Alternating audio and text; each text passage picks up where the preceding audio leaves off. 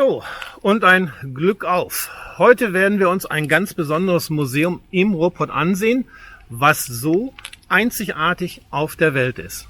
Und stellen uns die Frage, was macht den Ruhrpott so berühmt auf der Welt? Bleibt dran, ich verrate es euch gleich.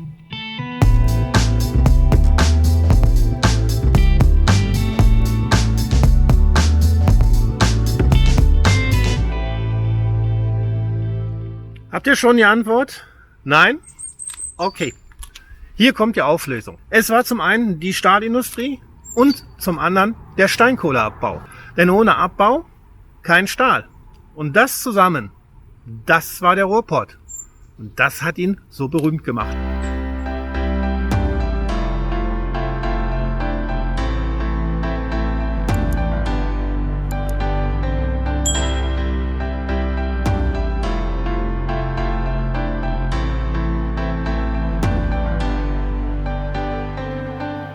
Auf der Zeche Zollverein in Essen hatten wir ja schon berichtet, wie die Kohle verarbeitet wurde. Hier oben nochmal der Link dazu. Aber wie wurde das schwarze Gold, wie die Kohle auch genannt wurde, denn nun abgebaut und nach oben befördert? Das zeigen wir euch hier im Bergbaumuseum Bochum, dem größten und einzigen auf der Welt.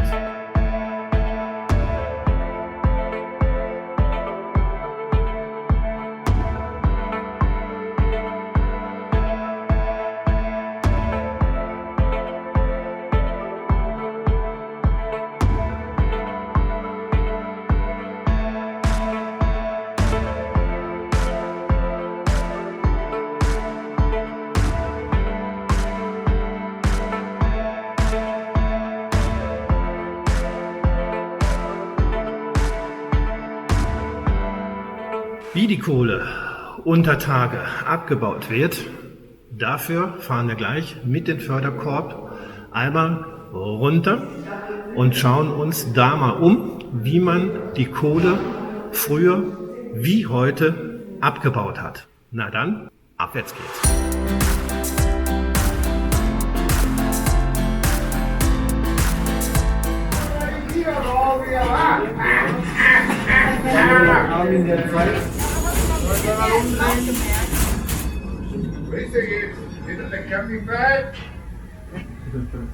Glück auf! Ey! Und nicht bewegen! Schön da auf dem Korb bleiben, ja? Wir müssen euch ein bisschen Material für den Ausbau in die obere Etage laden. Jürgen, wo fahren die hin? Zone 9, Abbau. Ja, kannst du schon mal hier den Knopf abmachen. Das wird schön lecker warm da unten. 40 Grad.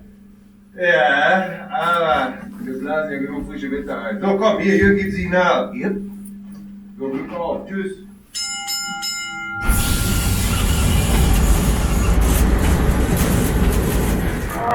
Der Film mit Glück, dass wir wieder hochkommen. Deswegen. Oh, Besuch! Glück auf! Schön, dass ihr da seid. Na? Auch eine Prise?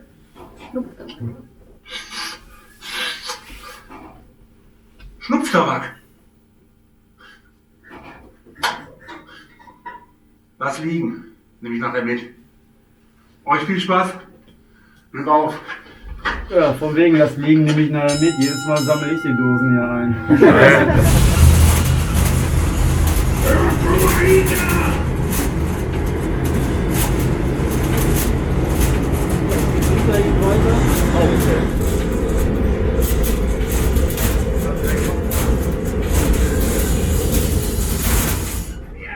Wo bleibt ihr denn? Ja, dann guckt mich doch nicht an wie ein Auto. Ihr müsst auch auf den Parkplatz. Da vorne, links rum die Wetterschleuse. Wenn man Mann ist, dann schießt am Schlag und ich muss fertig werden.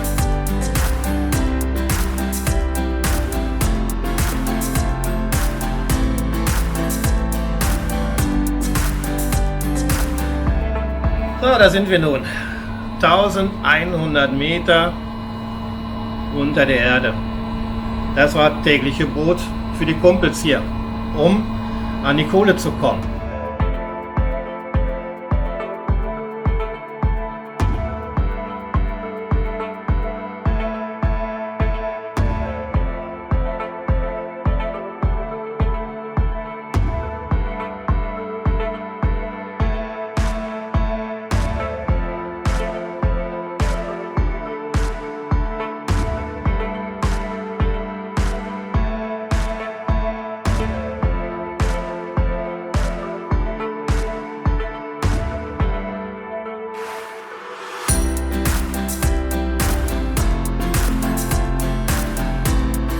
Was für eine Maschine.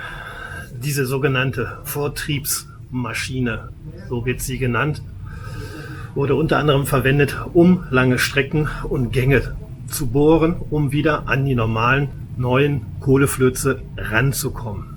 Für die Kohle war das Ding nichts gewesen. Dafür war der Bohrkopf vorne viel zu weich gewesen.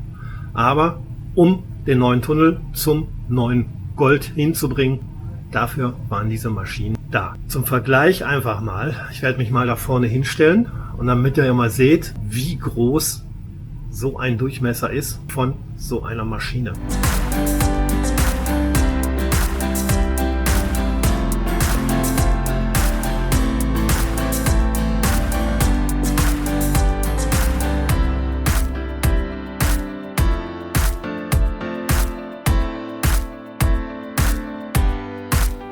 Das ist doch mal ein Bohrhammer. Aber so wurden die Löcher gemacht, damit dann die Sprengung, hier kam dann der Sprengstoff rein, da kam der Sprengstoff rein, das wurde verdichtet und wenn das alles fertig war, dann wurde gesprengt.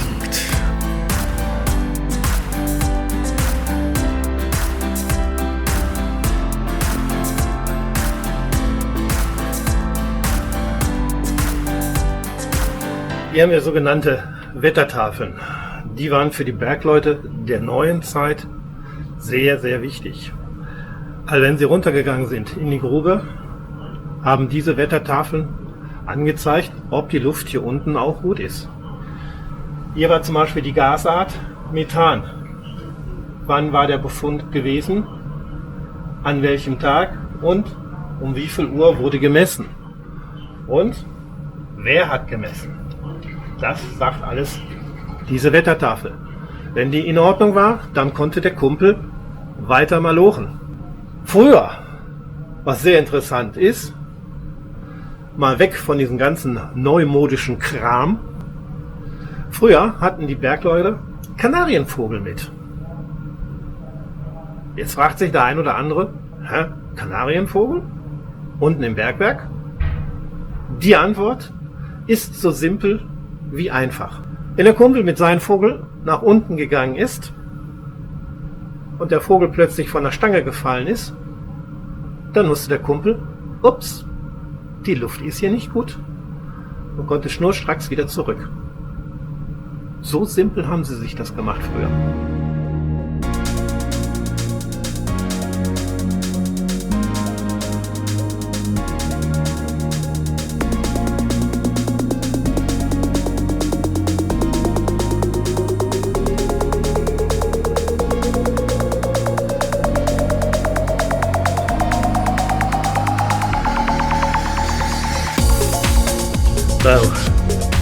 Das erinnert einen irgendwie an Star Trek. Ja, wir sind auf dem Todesstern. Tut er doch nicht? Wer weiß das schon?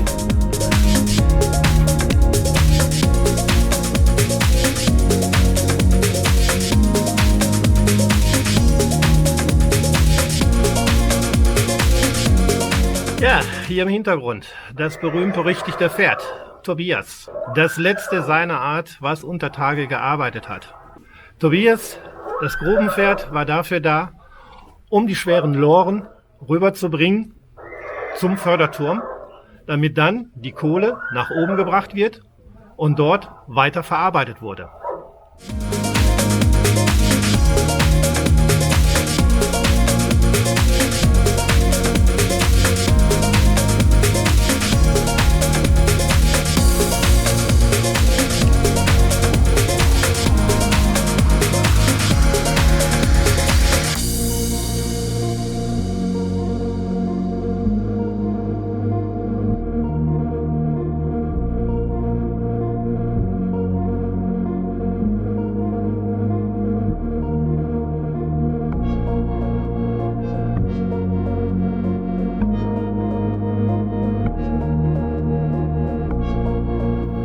Das Deutsche Bergbaumuseum Bochum oder auch das Leibniz Forschungsmuseum für Georessourcen.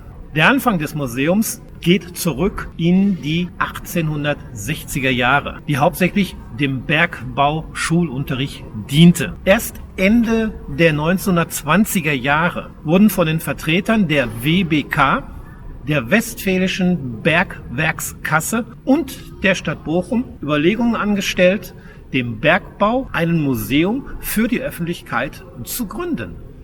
Im April 1930 begann man mit der Idee, diese in der Tat umzusetzen. Und aus einer alten Großviehschlachthalle, ihr habt richtig gehört, wurde die erste Halle des Museums errichtet. Wie gesagt, das Museum steht hier auf einem Gelände des alten Schlachthofes. Gut, ne? Mhm.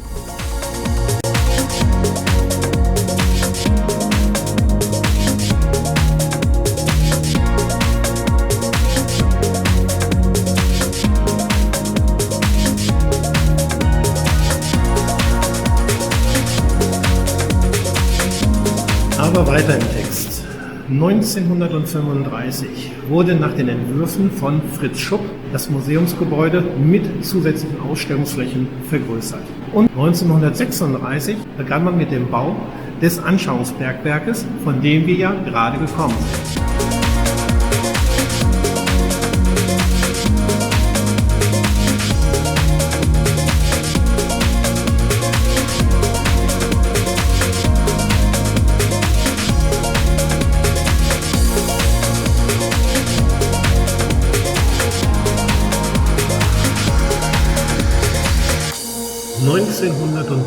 ...1943, was soll ich sagen? Der Krieg kam dazwischen wieder. Tja, so ist er nun mal. Nach dem Krieg 1946 wurde das Museum erstmal mit nur einer kleinen Ausstellung wieder eröffnet. In den Jahren von 1950 dann erweitert und 1960 die Strecken des Anschauungsbergwerks auf eine Gesamtlänge von rund 2,5 Kilometer ausgebaut.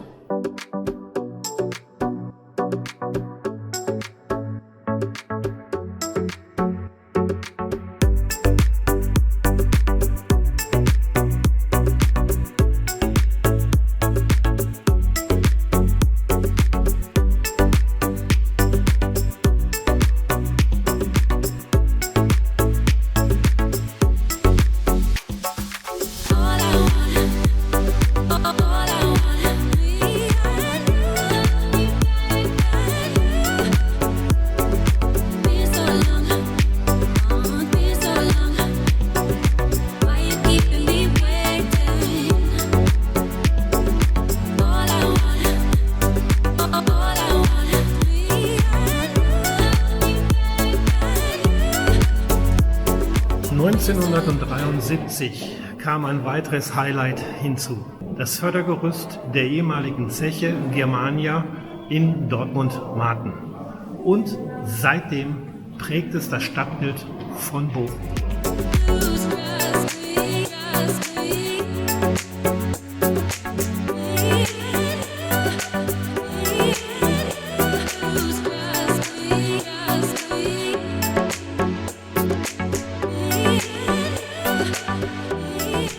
Fazit. Seit Beginn an, sprich seit 1930, besteht die Aufgabe darin, das Material des Bergbaus hier zu sammeln, zu bewahren, zu erforschen, auszustellen, vermitteln und das Ganze nicht nur regional, sondern national und international. In diesem Sinne hoffen wir, euch hat unser Beitrag gefallen. Und seid neugierig geworden, diesem Museum mal einen Besuch abzustatten. Für uns war es auf jeden Fall eine Erlebnistour wert. Noch ein letztes Wort von uns.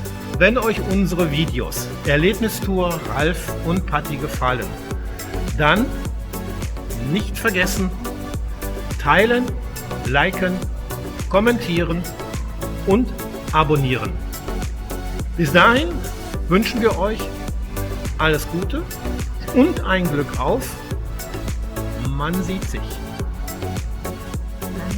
อย่าลืมฝากกดไลค์กดติดตามและคอมเมนต์ด้วยนะคะแล้วขอให้ทุกคนโชคดีและเจอกันใหม่ขอบคุณค่ะ Es geht auch in Thai, wie ihr seht. Bis dahin nochmals, man sieht sich.